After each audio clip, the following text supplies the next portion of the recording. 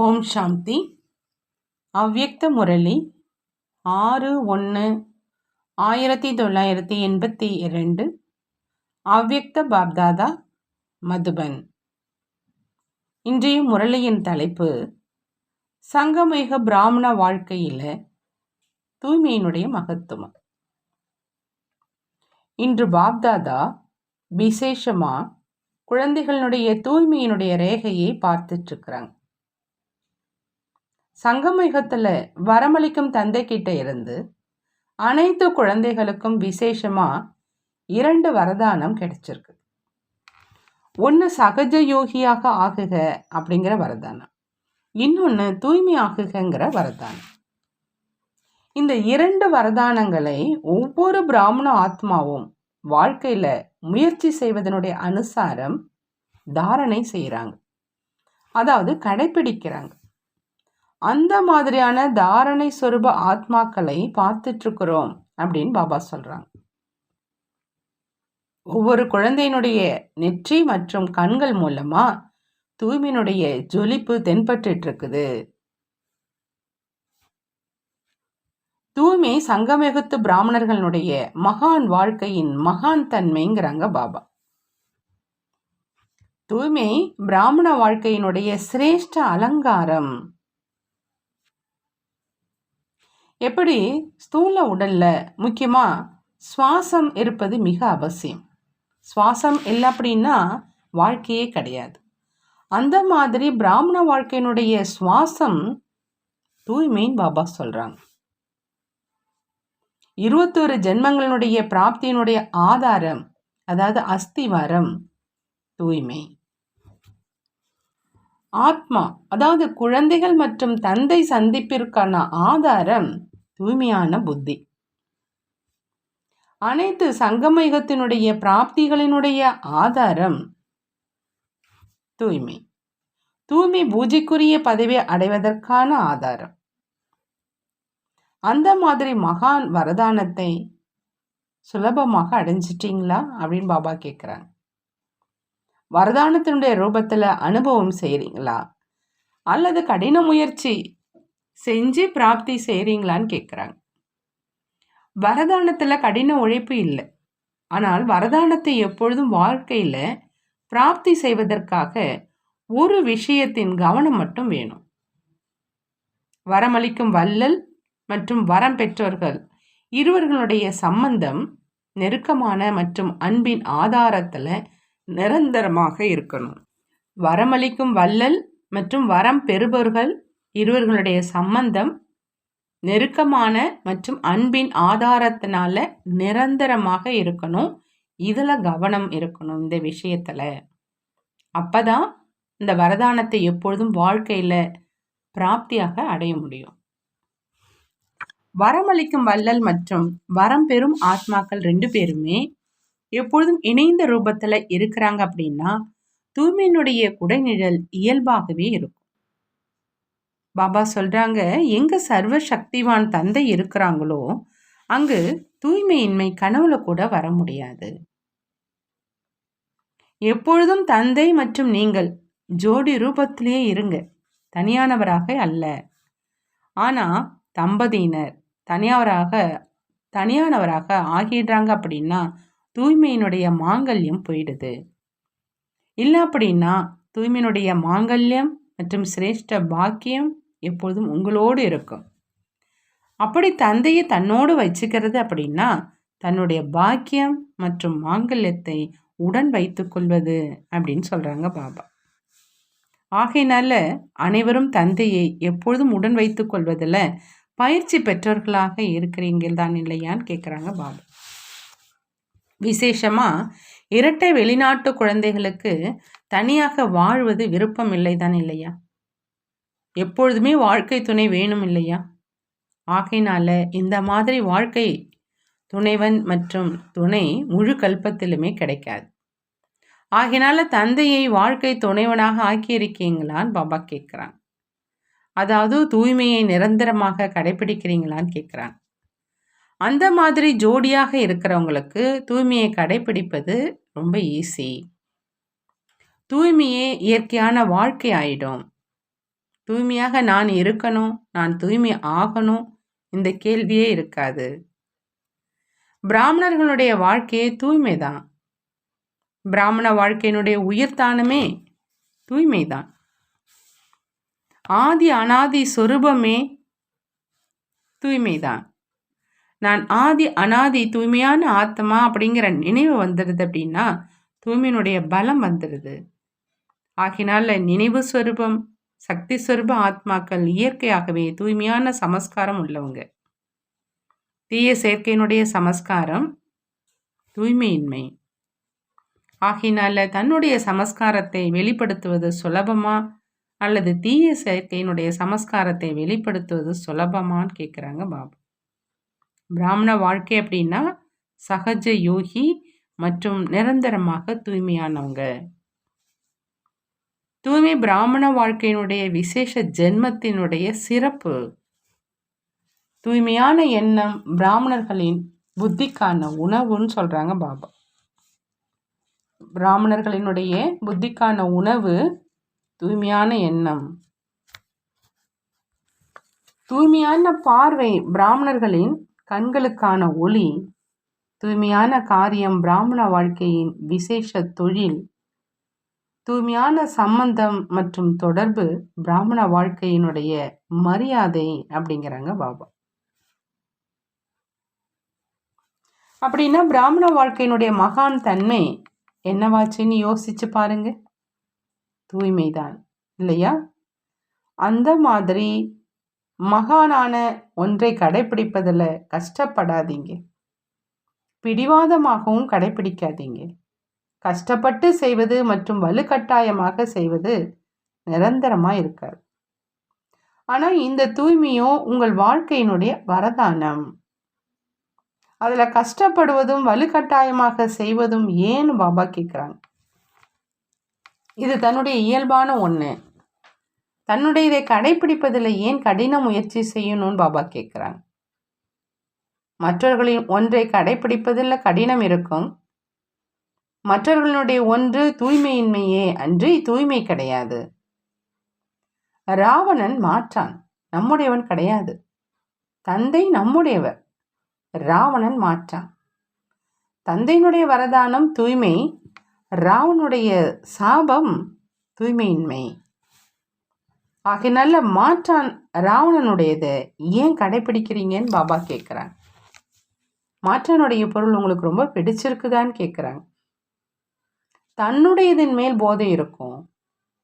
ஆகினால எப்பொழுதும் சுய சொரூபம் தூய்மை, சுய தர்மம் பவித்திரத்தன்மை, அதாவது ஆத்மாவினுடைய முதல் தாரணை பவித்திரத்தா, சுய தேசம் பவித்திர தேசம், சுய ராஜ்யம் பவித்திர ராஜ்யம், சுயத்தினுடைய நினைவு சின்னம் பரம்பவித்திர பூஜைக்குரிய நிலை. உண்மை இயந்திரங்களின் அனாதி சுபாவம் சுகர்மம், அதாவது நல்ல காரியம். இந்த ஒன்றை மட்டும் எப்போதும் நினைவில் வச்சிங்க அப்படின்னா கடின உழைப்பு மற்றும் வலுக்கட்டாயத்திலிருந்து விடுபட்டுருவீங்க. பாப்தாதாவால் குழந்தைகள் கஷ்டப்படுவதை பார்க்க முடியாதுன்னு சொல்றாங்க. ஆகினால நீங்கள் அனைத்து ஆத்மாக்களும் தூய்மையானவங்க தான். இந்த உங்களுடைய சுயமரியாதையில நிலைத்திருந்துடுங்க. உங்களுடைய சுயமரியாதை என்ன? நான் பரம்பவித்திர ஆத்மா. எப்பொழுதும் தன்னுடைய இந்த சோமானம் அப்படிங்கிற ஆசனத்தில் அமர்ந்து ஒவ்வொரு காரியத்தையும் செய்யுங்க. ஆகினால சுலபமாகவே வரம் பெற்றவராகி ஆயிடுவீங்க. இது சுலபமான ஆசனம். ஆகினால எப்பொழுதும் தூய்மையினுடைய ஜொலிப்பு மற்றும் பொலிவில் இருங்கங்கிறாங்க பாபா. சோமானத்தின் எதிரில் தேக அபிமானம் வர முடியாது, புரிந்ததா அப்படின்னு பாபா கேட்குறார். இரட்டை வெளிநாட்டினரோ இதில் தேர்ச்சி அடைஞ்சிருக்கீங்க தான் இல்லையா? நீங்கள் ஹடயோகி இல்லை, கடினமாக செய்யும் யோகி இல்லை தான் இல்லையா? அன்பில் இருந்தீங்க அப்படின்னா கடும் முயற்சி அகன்றிடும். அன்பில் ஐக்கியமாகி இருக்கும் ஆத்மாவாக ஆகுங்க. எப்பொழுதும் ஒரு தந்தையை தவிர வேறு யாரும் இல்லை. இதுதான் இயற்கையான தூய்மை. அப்படி இந்த பாடலை பாட தெரியாதான்னு பாபா கேட்குறார். இந்த பாடலை பாடுவது என்பது சுலபமாக தூய்மையான ஆத்மா ஆவது. நல்லது. அந்த மாதிரி எப்பொழுதும் சுயத்தின் இருக்கையின் உரிமையுள்ள ஆத்மாக்களுக்கு எப்பொழுதும் பிராமண வாழ்க்கையின் மகான் தன்மை மற்றும் விசேஷத்தை வாழ்க்கையில் தாரணை செய்யக்கூடிய ஆதி அநாதி தூய்மையான ஆத்மாக்களுக்கு சுயஸ்வரூபம் சுய தர்மம் சுகர்மத்தில் நிலைத்திருக்கக்கூடிய சிரேஷ்ட ஆத்மாக்களுக்கு பரம்பவித்திர பூஜைக்குரிய ஆத்மாக்களுக்கு தூய்மையினுடைய வரதானத்தை பெற்றிருக்கும் மகான் ஆத்மாக்களுக்கு பாப்தாதாவின் அன்பு நினைவுகள் மற்றும் நமஸ்காரம் செய்கிறாங்க. பிரான்ஸ், பிரேசில் மற்றும் அந்நிய சில இடங்கள்லேருந்து வந்திருக்கும் வெளிநாட்டு குழந்தைகளோடு அவ்யக்த பாப்தாதா சந்திக்கிறாங்க. அவங்கள்ட்ட பாப்தாதா கேட்குறாங்க, நீங்கள் அனைவரும் எப்பொழுதும் தன்னை மாஸ்டர் சர்வசக்திவான் அப்படின்னு புரிஞ்சுக்கிட்டு ஒவ்வொரு காரியத்தையும் செய்கிறீங்களா அப்படின்னு. எப்பொழுதும் சேவை களத்தில் தன்னை மாஸ்டர் சர்வசக்திவான் அப்படின்னு புரிஞ்சு சேவை செய்கிறீங்க அப்படின்னா சேவையில் வெற்றி நிச்சயிக்கப்பட்டது.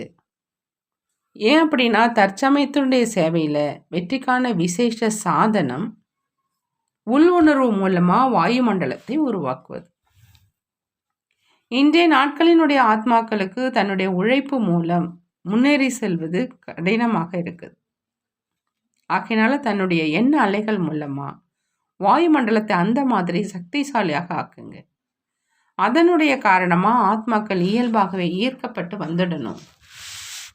அப்படி சேவையினுடைய வளர்ச்சிக்கான அஸ்திவாரம் இது. மற்றபடி இதன் கூடவே சேவைக்கான வேறு என்னென்ன சாதனங்கள் இருக்கின்றனவோ அதை நாலாபுறங்களிலும் செய்ய வேண்டும். ஒரே பகுதியில் மட்டும் அதிகமான உழைப்பையும் நேரத்தையும் ஈடுபடுத்தாதீங்க. மேலும் நாலாபுறங்களிலும் சேவையினுடைய சாதனங்கள் மூலமாக சேவையை அதிகரிங்க.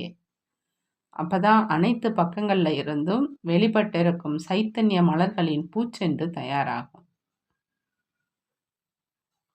அதிர்ஷ்டம் நிறைந்த குழந்தைகளை பார்த்து பாப்தாதா மிகவும் மகிழ்ச்சி அடைகிறாங்க. ஒவ்வொருவரும் ஆன்மீக ரோஜா மலர், ஆன்மீக ரோஜா மலரினுடைய குரூப் அப்படின்னா ஆன்மீக தந்தையினுடைய நினைவில் அன்புல ஐக்கியமாகி இருக்கும் குரூப்புங்கிறாங்க பாபா. அனைவனுடைய முகத்தில் குஷியினுடைய ஜொலிப்பு மின்னிட்டு இருக்குது. பாப்தாதா ஒவ்வொரு ரத்தனத்தினுடைய மதிப்பை தெரிஞ்சிருக்கிறாங்க. ஒவ்வொரு ரத்தனமும் உலகில் விலைமதிக்க முடியாத ரத்தனம். ஆகையினால பாப்தாதா அதே விசேஷத்தை பார்த்துக்கிட்டே ஒவ்வொரு ரத்தனத்தினுடைய மதிப்பை பார்க்குறாங்க. ஒவ்வொரு ரத்தனமும் அநேகர்களுக்கு சேவை செய்வதற்கு பொறுப்பாளர் ஆகிறவங்க. எப்பொழுதும் தன்னை வெற்றி ரத்தனம் அப்படின்னு அனுபவம் செய்யுங்க. எப்பொழுதும் தன்னுடைய நெற்றியில் வெற்றி திலகம் இடப்பட்டு இருக்கட்டும். ஏன் அப்படின்னா எப்போ நீங்கள் தந்தையினுடைய குழந்தைகள் ஆயிட்டீங்களோ அப்போ வெற்றி உங்களுடைய பிறப்புரிமை. ஆகையினால அதனுடைய நினைவாகவும் வைஜெயந்தி மாலை வர்ணிக்கப்பட்டிருக்கு மற்றும் பூஜை செய்யப்படுது. அனைவரும் வைஜெயந்தி மாலையினுடைய மணிகள் தான் இல்லையான்னு பாபா கேட்குறாங்க. இன்னும் முடிவு செய்யப்படலை. ஆகையினால வாய்ப்பு இருக்குது. நீங்கள் எந்த இடத்தை பிடிக்க வேண்டுமோ அதை செய்ய முடியும் அப்படிங்கிறாங்க பாபா. எப்பொழுதும் தன்னை ஒவ்வொரு குணம் ஒவ்வொரு சக்தியின் அனுபவம் நிறைந்தவர் அப்படின்னு அனுபவம் செய்கிறீங்களான்னு பாபா அடுத்து கேட்குறாங்க. ஏன் அப்படின்னா சங்கமகத்தில் தான் அனைத்து அனுபவங்களும் நிறைந்தவராக ஆக முடியும்.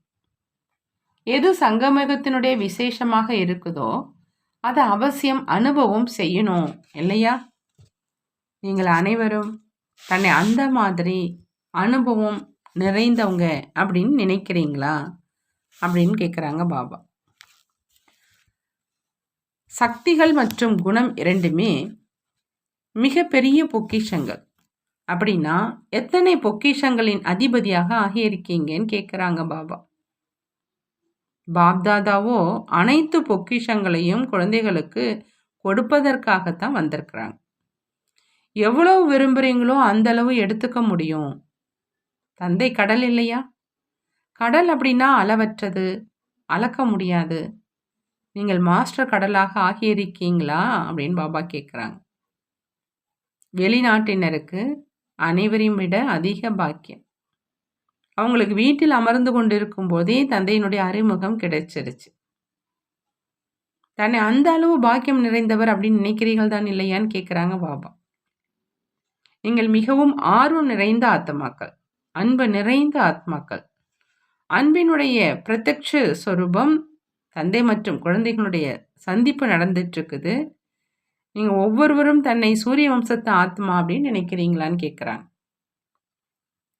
முதல் ராஜ்யத்தில் வருவீங்களா அல்லது 2ஆம் நம்பரின் ராஜ்யத்தில் வருவீங்களான்னு கேட்குறாங்க. முதல் ராஜ்யத்தில் வருவதற்கு ஒரே ஒரு முயற்சி தான் இருக்குது. அது எது? எப்பொழுதும் ஒருவனுடைய நினைவில் இருந்து ஒரே சீரான நிலையை உருவாக்குனீங்க அப்படின்னா 111 அதில் வந்துடுவீங்க. நல்லது. அடுத்து பாப்தாதா ஜப்பான் குரூப்போடு சந்திக்கிறாங்க. நீங்கள் அனைவரும் பாப்தாதாவினுடைய இதய சிம்மாசனதாரி ஆத்மாக்கள்னு சொல்கிறாங்க. தன்னை இந்தளவு சிரேஷ்ட ஆத்மா அப்படின்னு நினைக்கிறீங்களான்னு கேட்குறாங்க. வகை வகையான மலர்களுடைய மலர்ச்செண்டு எவ்வளோ நல்லா இருக்குது. நீங்கள் அந்த மலர்ச்செண்டில் எந்த இடத்துல இருக்கீங்கன்னு கேட்குறாங்க. சிறு குழந்தைகள் கடவுளுக்கு சமமானவர்களாக இருப்பாங்க. குழந்தைகளை எவ்வளவு காலமாக நினைவு செய்கிறாங்க.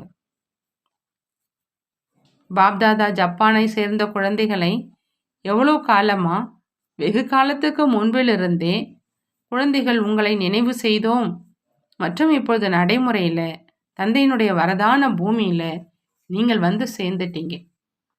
அந்த மாதிரி பாக்கியம் நிறைந்தவர் அப்படின்னு தன்னை நினைக்கிறீங்களான்னு கேட்குறாங்க பாபா. ஜப்பானினுடைய விசேஷ அடையாளமாக எதை காண்பிக்கிறாங்க? ஒன்று கொடி, இன்னொன்று விசிறி.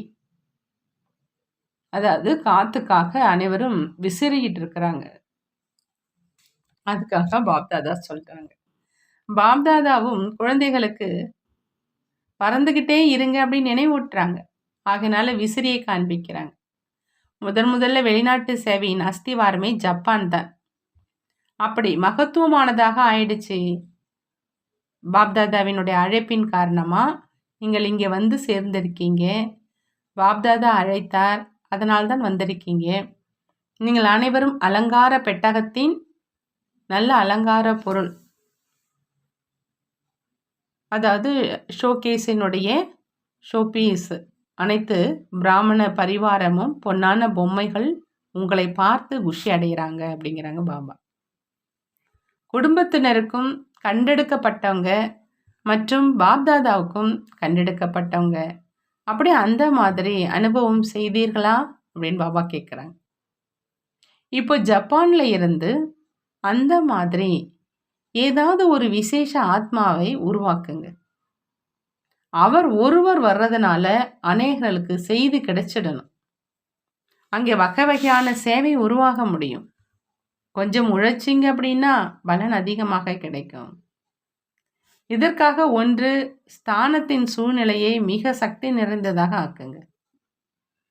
வருபவர்களுக்கு சைத்தன்ய கோயிலுக்கு சென்று கொண்டிருக்கிறேன் அப்படிங்கிறத அனுபவமாகணும். அந்த மாதிரி ஆன்மீக நறுமணம் நிறைந்த சூழலாக இருக்கணும். அது தொலைதூரத்தில் இருந்தே அனைவரையும் ஈர்க்கணும். சூழ்நிலை ஆத்மாக்களை மிகவும் ஈர்க்க முடியும்.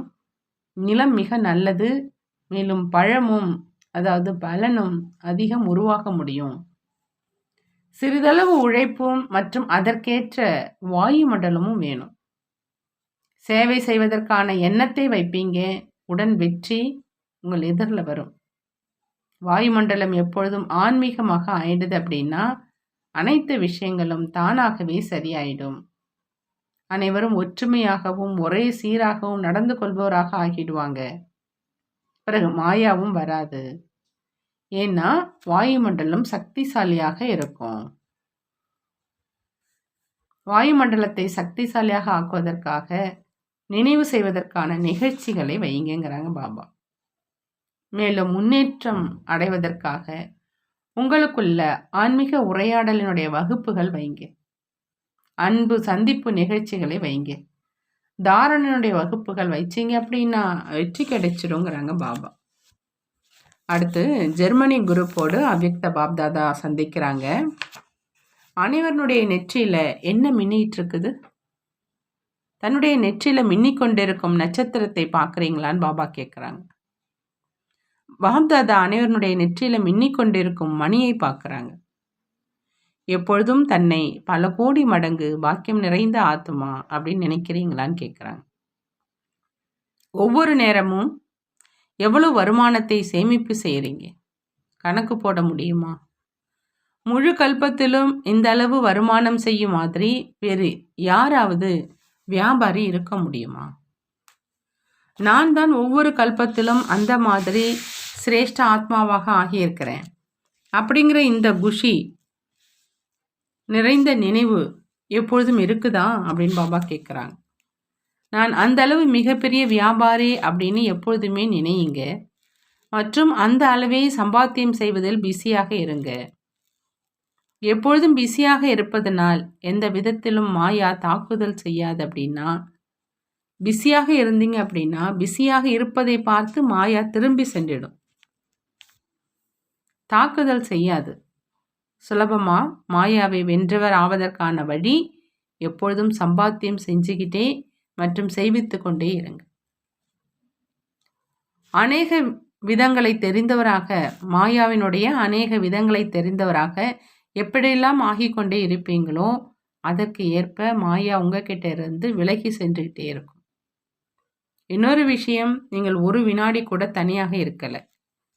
எப்பொழுதும் தந்தையினுடைய துணையோடு இருந்தீங்க அப்படின்னா தந்தை துணையாக இருப்பதை கண்டு மாயா வர முடியாது.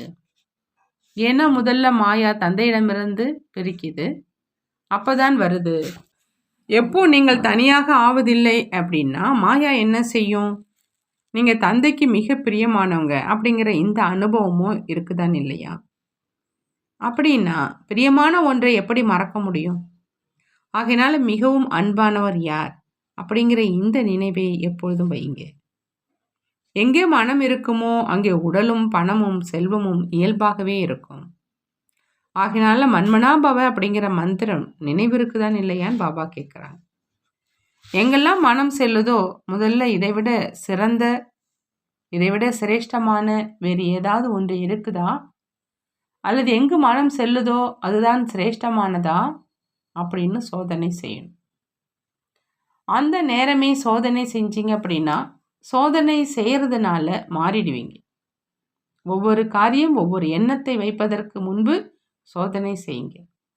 செய்த பிறகு அல்ல, முதல்ல சோதனை பிறகு நடைமுறையில் செய்யணும். நல்லது. விடைபெறும் நேரத்தில் தீதி தாதியோடு சந்திப்பு. நீங்களும் விழித்திருக்க வேண்டியதாக இருக்குது. முழு நாளும் கடுமையாக உழைக்கிறீங்க, மேலும் இரவிலும் விழித்திருக்க வேண்டியதாக இருக்குது. பாப்தாதாவோ எப்பொழுதுமே குழந்தைகளுக்கு வாழ்த்துக்களை தெரிவிக்கிறார். உங்களுடைய தைரியம் மற்றும் ஊக்கத்தின் மேல் தந்தையும் பலியாகிடுறார். பார்த்து பார்த்து மகிழ்ச்சி அடைகிறார். மகிமை செய்தோம் அப்படின்னா எவ்வளோ ஆயிடும்? எப்படி தந்தையினுடைய மகிமையை பற்றி கடலாக ஆக்குங்க அப்படின்னு சொல்லப்பட்டிருக்கு. அப்படி குழந்தைகளையும் எவ்வளவு மகிமை செய்கிறது? தந்தை குழந்தைகளினுடைய மகிமையை பார்த்து எப்பொழுதும் அடிக்கடி பலியாகிடுறார். ஒவ்வொரு குழந்தையும் அவரவர்களுடைய மேடையில் கதாநாயக பாத்திரம் ஏற்று செஞ்சிட்ருக்கிறாங்க.